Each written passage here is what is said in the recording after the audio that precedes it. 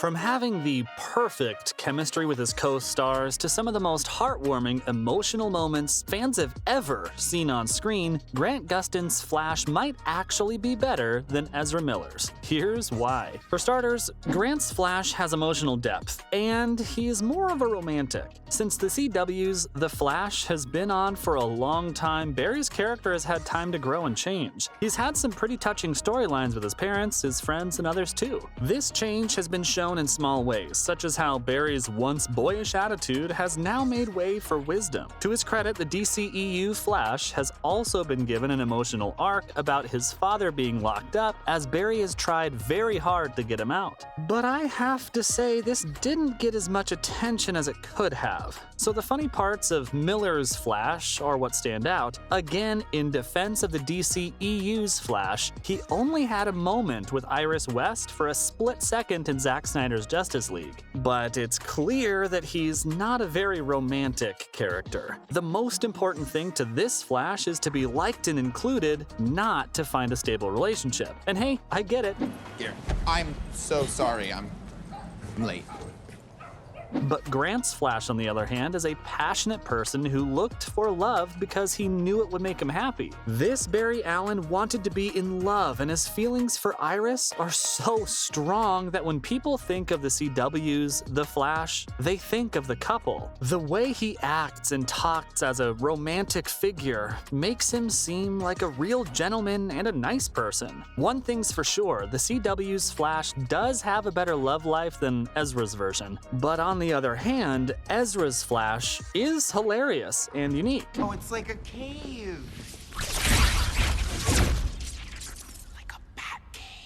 Barry Allen's main trait in the DCEU has been his love of comedy and the fact that he never stops talking. This version doesn't take things seriously because he's sad about losing his mother and his dad being locked up. This one's comedic genius comes out in a mix of slapstick humor and one-liners that fans like. Grant Gustin's Flash has also been funny in earlier seasons. When he was younger, he was funnier. Over time, he's become more serious and his sense of humor has matured a bit. Overall, Grant Gustin's Flash is more accurate to the comics because he stays true to the way Barry Allen is usually portrayed. But Miller's Flash is an interesting take on the character with some of Wally West's attitude and some new traits that Barry doesn't usually have. This would include his tendency to go off on a tangent when he's excited, feeling deep sadness, or when he looks for inspiration instead of mentors. Because of this, Ezra Miller's version is less predictable. And if you ask me, that's what makes it more exciting to see what the superhero has in store. The DCEU version does take the cookie in this aspect, although I still like Grant's take better. The CW's Flash has a great set of supporting characters, and this means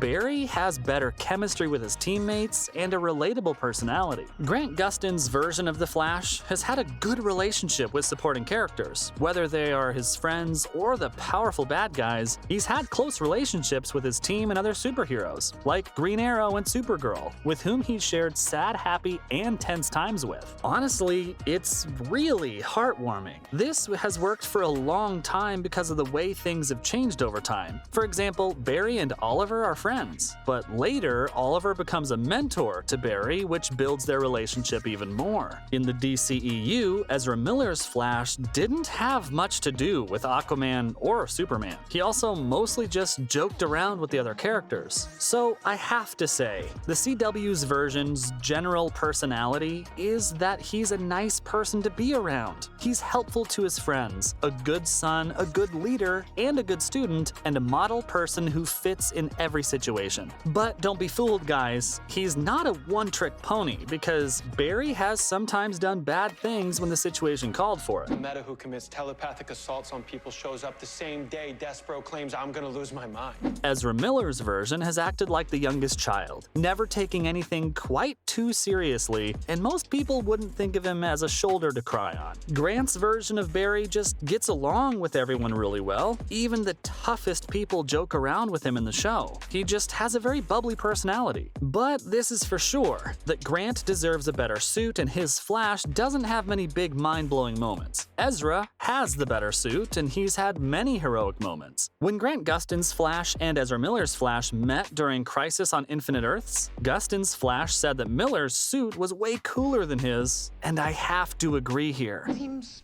freaking comfy. Yours is pretty cool. Smooth. Seems safe and breathable.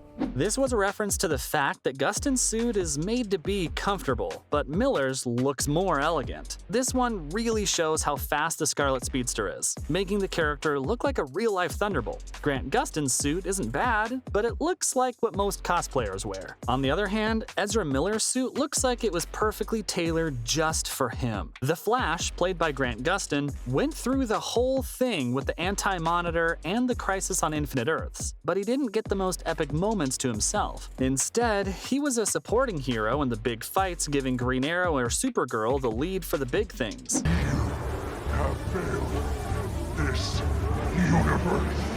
In Zack Snyder's Justice League, Flash from the DCEU had that moment when he turned back time to prevent the end of the world. That was such a beautiful moment, I had to watch it twice. But every Flash fan will agree that Grant's Flash has one thing that Ezra doesn't: his running stance. This is an important part of what makes the Flash come to life, and getting it right will help you remember what the superhero is like. The CW's Flash has this in his favor because he has a stance that makes it seem like he's moving faster than anything else, and has a serious look on his face. Most of the criticism of Ezra Miller's Flash comes from the way he runs, which is all over the place, with little to no awareness of his surroundings and a lot of flailing arms. Even though the effects around DCEU's Flash look better when he's in the pose, it's the CW Flash who looks like he's running at very high speeds. If you've seen both the show and the movies, you'll instantly understand what I'm talking about. But the ultimate question remains, who's the better Flash? I would say Grant Gustin. And hey, I have my reasons for it. Since the Flash TV show lets Grant Gustin study more about what makes Barry Allen tick, he wins this round over Ezra Miller.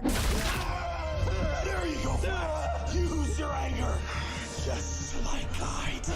He has spent a lot more time in the role and has been able to show how Barry is related to a lot of different heroes and villains. In the Arrowverse, his friendship with Green Arrow is nice, except for that time when the Archer shot him in the back with arrow turrets, but we don't talk about that. But this doesn't mean that Miller's version of the character is bad. He gets Barry's awkwardness and his excitement about being a superhero just right. Also, as I've already said, he looks great in the DCEU, and his new costume in the 2022 movie could be something special with how energetic it is. So Gustin is a better Flash than Miller, but Miller is still pretty great. And of course, it all depends on what you like. We are now in the multiverse after all. So that was my opinion about which version of Flash is better and why, and that was all for today's video.